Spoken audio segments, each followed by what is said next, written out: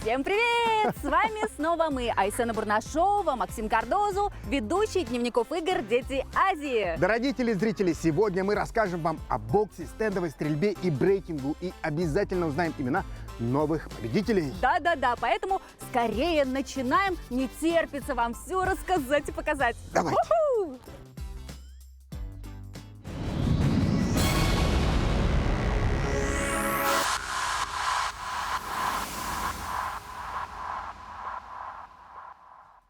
Стрелковый спорт – один из старейших видов соревнований, где всегда присутствует интрига и азарт. Работа с оружием подразумевает железную дисциплину, Ого! точность реакций и хладнокровие. Ну что, Максим, давай скорее тогда узнаем итоги соревнований по стендовой стрельбе. Давай. Якутское лето испытывает участников спортивных игр «Дети Азии» по стендовой стрельбе на прочность. Если квалификации проходили в 30-градусную жару, то финалы сопровождались сильным ветром. Несмотря на порывистый ветер, спортсмены показали хорошие результаты. Стрелки соревновались в двух дисциплинах – трап и скид. Про меткость якутских охотников множество легенд. Выстрелить белке в глаз – это у якутов в крови. И на стендовой стрельбе своей меткостью отличились именно они. Ну, тут явно по вчерашнему дню была команда Саха. Они из 12 медалей в личном зачете заняли 8, завоевали 8 наград. Это уже явное такое преимущество, что команда более готова, чем другие. Стендовая стрельба со стороны выглядит не самым подвижным видом спорта, но на самом деле все наоборот. Стрелку за доли секунды приходится произвести 2 выстрела. За это время надо успеть скинуть 4-килограммовое ружье на плечо, начать с ней движение, погасить отдачу от первого выстрела, перейти ко второй цели и снова выстрелить. Стендовая стрельба требует разностороннего физического развития. Нужна выносливость, чтобы держать соревновательную нагрузку и делать много выстрелов на тренировках. Соревнования – это для меня просто повод выполнить поставленные задачи, побороть свой страх, побороть свои нервы, которые возникают между сериями. То есть это повод быть лучше и стремиться к вершинам. На этих соревнованиях принимают участие 6 команд, среди них сборная Казахстана. В состав сборной вошли 4 юных стрелка. Поборов акклиматизацию и 4-часовую разницу во времени, спортсмены отстрелялись вполне неплохо. У нас были сборы перед Якутией, 2 недели примерно. Вот мы усердно тренировались, чтобы сюда приехать. Ну, сегодня настроение, в принципе, нормальное. Вчера было намного лучше, потому что медальку завоевала. Но сегодня тоже работаем, стараемся. Настрой был очень хороший. Я прям ехала, чтобы завоевать медаль. По итогам соревнований по стендовой стрельбе на первое место вышла первая команда республики Саха-Якутия. На втором команда номер 2 хозяев игр. И замыкает тройку лидеров Уральский федеральный округ. Роман Сабинов, Иван Сорокаумов.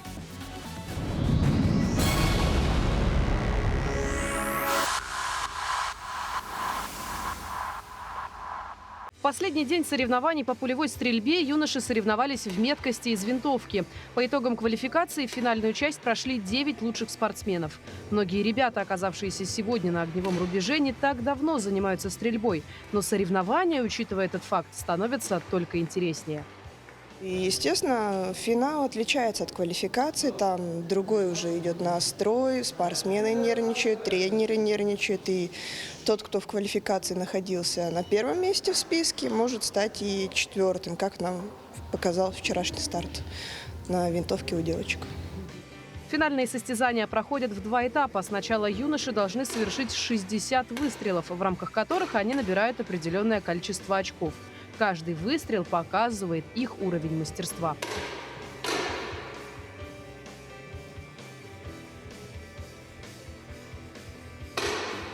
После подсчета очков выявляются фавориты соревнований, однако не стоит забегать вперед.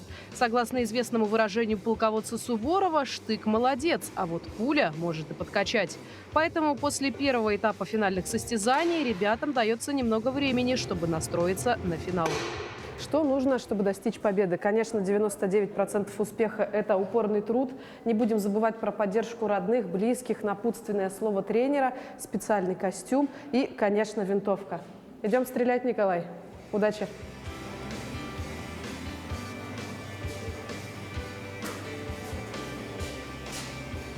Во втором этапе финальных состязаний другая обстановка. Здесь ребята стреляют на вылет. Все спортсмены имеют примерно равный уровень навыка стрельбы.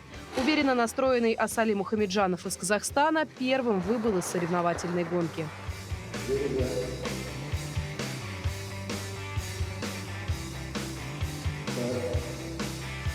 Показала хорошие результаты Республика Армения. Поначалу вырвавшийся вперед фаворит соревнований Давид Хачатрян занял в финале 6-е место. Нешуточная борьба сложилась у тройки лидеров – 2 представителей из Якутии и стрелка из Сибирского федерального округа. В итоге победу одержал самый юный участник соревнований, уроженец Алтайского края Иван Кормышев. Для него это первая серьезная победа, которую он посвятил своему тренеру. Юноша настроен серьезно, он продолжит свою спортивную карьеру.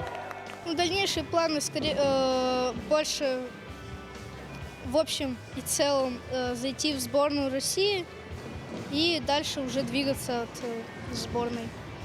В отличие от многих других видов спорта, в пулевой стрельбе спортсмену приходится в первую очередь проводить поединок с самим собой. Поэтому наиболее успешных стрелков отличает высокое самообладание и выдержка, что и показали финальные соревнования. Надежда Саханская, Степан Атастыров.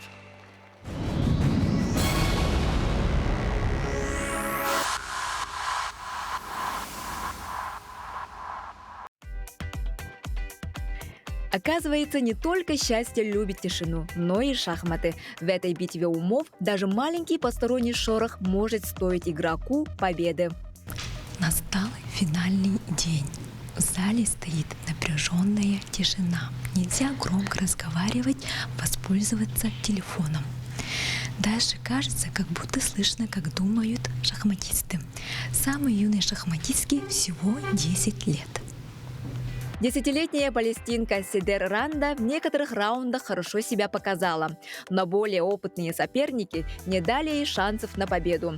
Всего за медали соревновались юноши и девушки из 7 стран. По мнению экспертов, турнир получился напряженным и представительным. Турнир мне очень понравился. Встретилась с сильными соперницами. Конечно, не все удалось, можно было выступить лучше. Уезжаю без медалей, но эти игры стали для меня прекрасным опытом.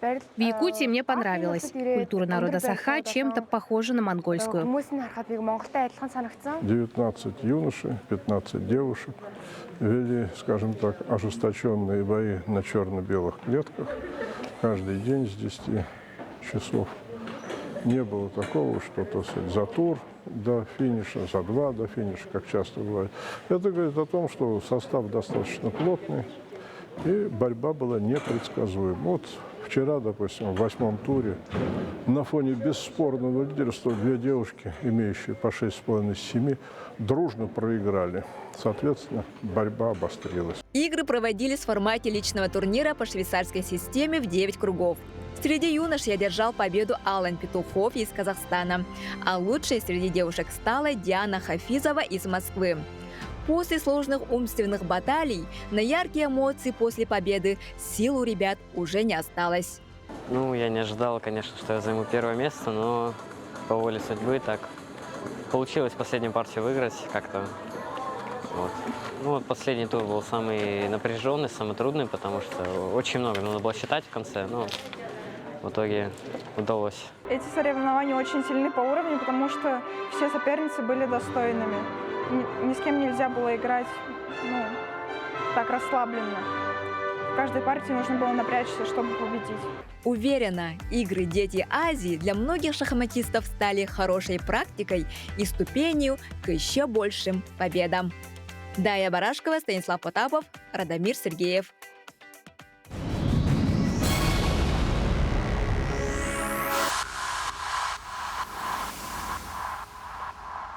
Во многих случаях лучникам с погодой не везет. Как говорится, то дождь, то снег и ветер.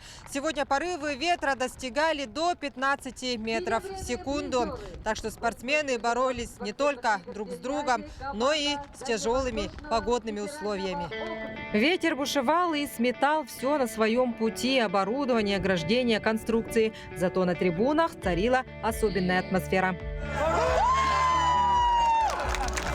Первыми на огневой рубеж вышли личники. Финальная встреча среди юношей выдалась весьма драматичной. Судьбу медали решили миллиметры. Мог выиграть каждый, но госпожа Фортуна была на стороне мастера спорта России Максима Малафеева из Свердловской области, откуда родом участник 3 олимпиад, призер игр Ксения Перова. В итоге у уральцев 2 золотые медали в личных спаррингах и бронза в миксте.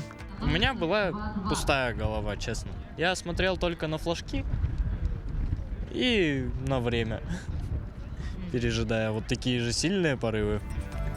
Якутским спортсменам не удалось выйти в финальную часть в личном зачете, но в миксте сошлись 2 лидера республики – Владимир Ким и Кристина Дрозд.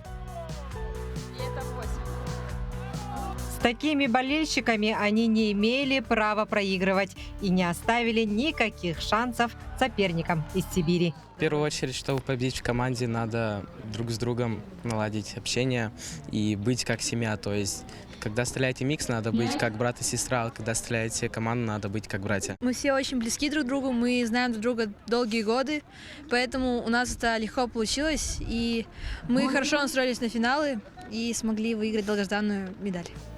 На прошлых играх «Дети Азии» во Владивостоке сборная республики осталась без медалей. Но в Якутске родные стены помогли. И даже ветер стихал при стрельбе. У команды золото в миксте и бронза в команде девушек.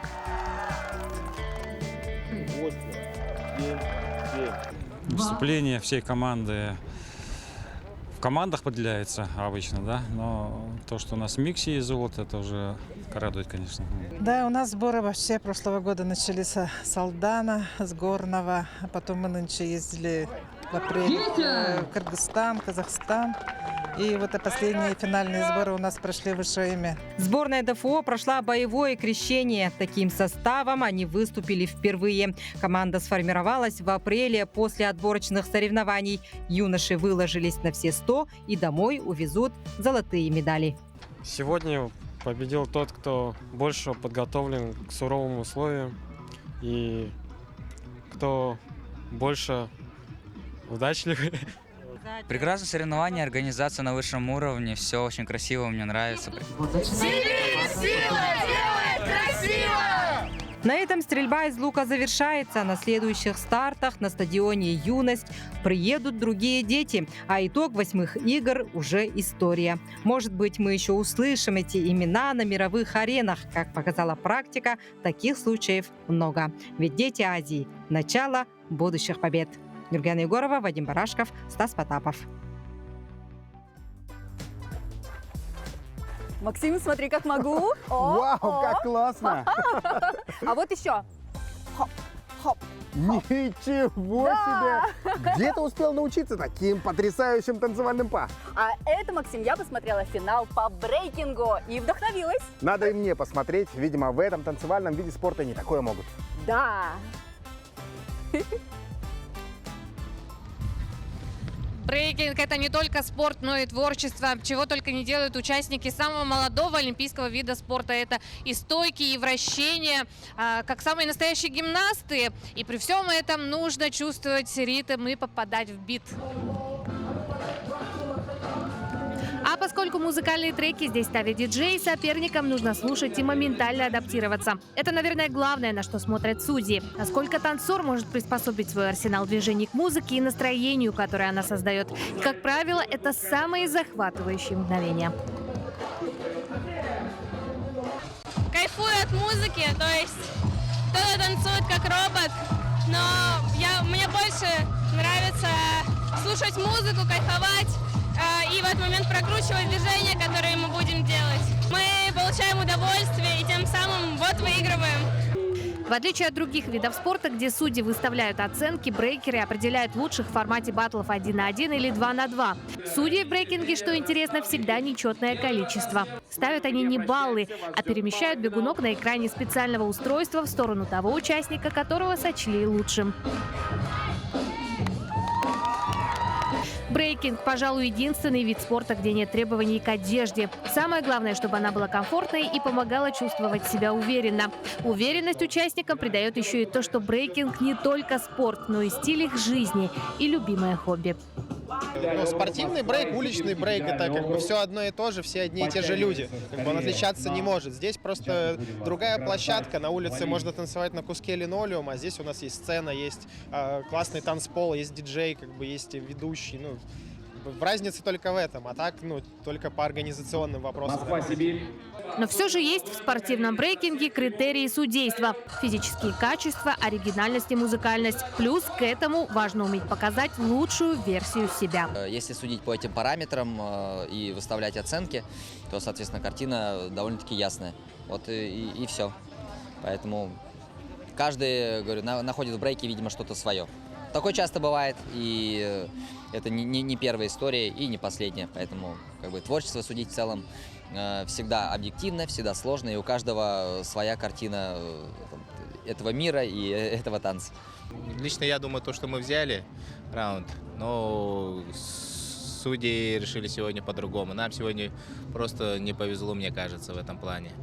А в целом работа была проведена как следует, и ребята выступили, как мы планировали. Просто не повезло сегодня нам просто. По итогам финального дня третьими стали спортсмены Дальнего Востока. Второе место у москвичей, а абсолютные чемпионы Данила и Амелия из Сибирского федерального округа. Настроена жестко. Ты как настроен? Нормально. Ты вчера говорила, иногда везет, иногда не везет. Вот сегодня что, как? Сегодня мы просто настроились и повезло. А как настраиваетесь? Тренера. Мотивацию подняли нам вчера. Тренера. Спонтанность, атлетизм и творчество создают уникальный вид спорта, зрелищный и с высокой конкуренцией. Напомним, что на олимпийском уровне его впервые можно будет увидеть в Париже в августе этого года. Катерина Винокурова, Георгий Григорьев. Игры «Дети Азии» – это невероятный турнир, который раздвигает границы. Здесь можно увидеть национальные игры разных стран. Например, по традиции уже много лет проходят соревнования по якутским прыжкам и перетягиванию палки, масс-рестлингу. А с этого года юные атлеты могут попробовать свои силы и в кыргызском единоборстве «Алыш».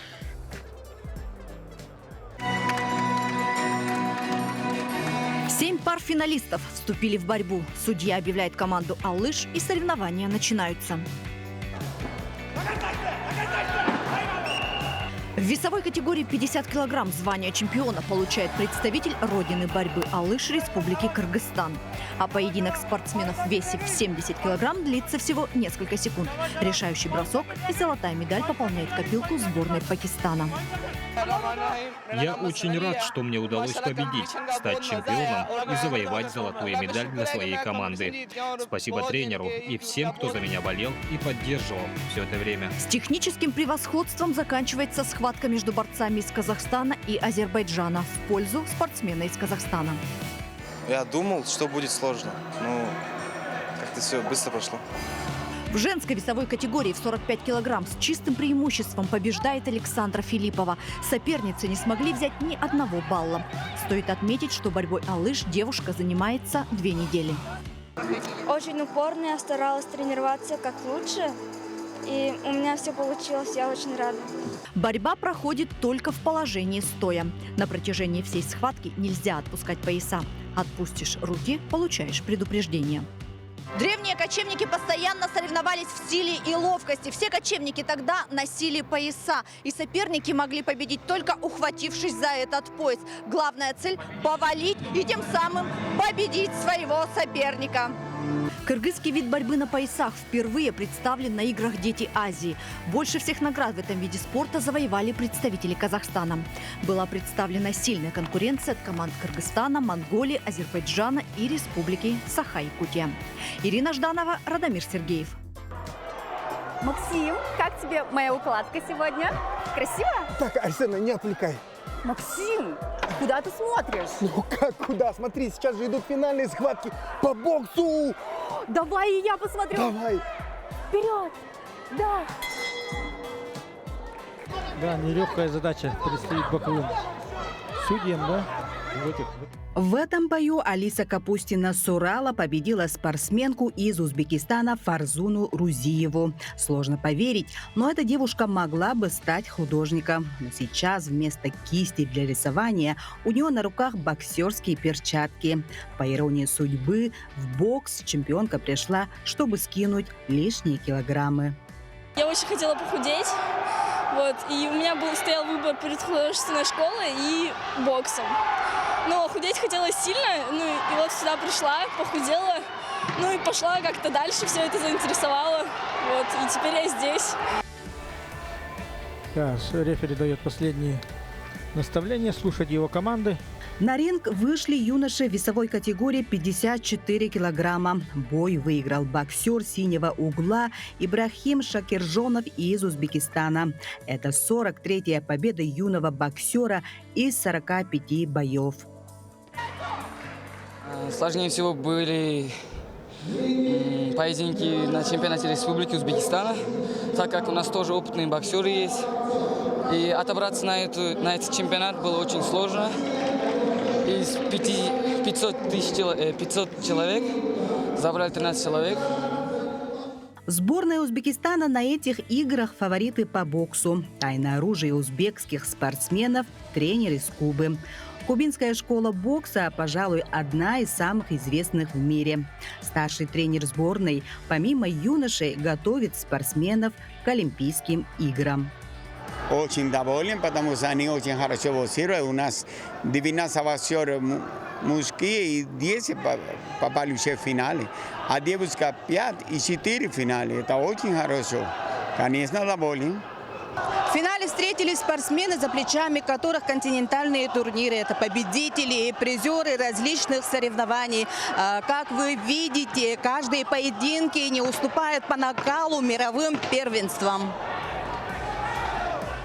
Основные соперники Узбекистана – боксеры из Казахстана. У них по итогам первого финального дня 6 медалей, одну из которых команде принес Тимур Тайбеков, который одержал победу в весе 75 килограмм. Республики Казахстан. Так как я стал чемпионом, новый весовой, новый опыт, новые соперники. Это как-никак поможет мне в дальнейшем для моей профессиональной карьеры. А также моя главная мечта – это поехать на Олимпийские игры в Лондоне. Во втором финальном дне среди девушек пройдут бои в 3, а у юношей в 6 весовых категориях. Анна Васильева, Вадим Барашков.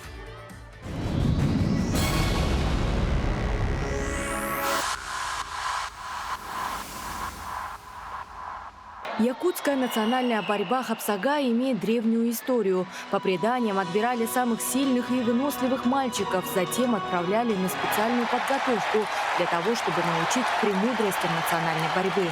С незапамятных времен хапсагай развивался вместе с самим народом. Если на ковре сходятся 2 ловких бойца, схватка может длиться несколько часов. Известны случаи, когда схватки проходили на следующий день. Сейчас схватки проходят на борцовских матах диаметром 10 метров. А раньше они проходили на поляне, поросшей травой. Сейчас хапсагай давно вышел за рамки Якутии и России. Этот вид спорта признан во всем мире. В особенности этот вид спорта любят и уважают ботеры из Монголии. Ежегодно там проходят чемпионаты и первенства по борьбе. У нас в Монголии действительно очень любят спортивную борьбу. Большое количество спортсменов занимаются традиционной монгольской борьбой. И, конечно же, хапсагаем. У нас действует своя ассоциация хапсагая. Я являюсь руководителем. Ну а в Якутии я уже во 2-й раз. Однако никогда еще не видел белых ночей. Красиво. Быстрая скорость ведения схватки и геометрическая точность движений. Борец из Монголии выступил в весовой категории до 45 килограмм. Спортсмен признался, что не понаслышке знает силу якутских борцов, ведь в Якутии он уже во 2-й раз. Я рад снова оказаться в Якутии на соревнованиях по хапсагаю. В прошлом году мы были здесь осенью. Тогда на соревнованиях я получил серебряную медаль. Хочу отметить, что в Якутии очень добрые, отзывчивые люди, а спортсмены действительно сильные. Большая физическая сила и выносливость. Спортсмен из Ирана выступил в весовой категории свыше 62 килограмм. Спортивную борьбу в Иране любят не менее. Существует много стилей народной борьбы, которые имеют сходство с современной вольной борьбой и хапсагай. Почти 3 года я занимаюсь хапсагаем, а еще борьбой кураж. На этих соревнованиях я выступаю по 2 этим видам спорта. Однажды я решил узнать, смогу ли я заниматься борьбой хапсагай. Как видите, смог. Раньше о Якутии я знал только то, что здесь очень холодно и что здесь очень сильные борцы. Благодаря 8-м играм «Дети Азии» спортсмены смогли значительно расширить географию своих выступлений, а также повысить уровень мастерства в ходе соревнований со спортсменами из смежных видов спорта. Навыки и умения, которые они приобрели, бесспорно помогут им в дальнейшем создании спортивной карьеры. Даяна Федорова, Радомир Сергеев, Степан Тастыров. Ну и что ж, друзья, с вами были Айсена Бурнашова и я, Максим Кардозу.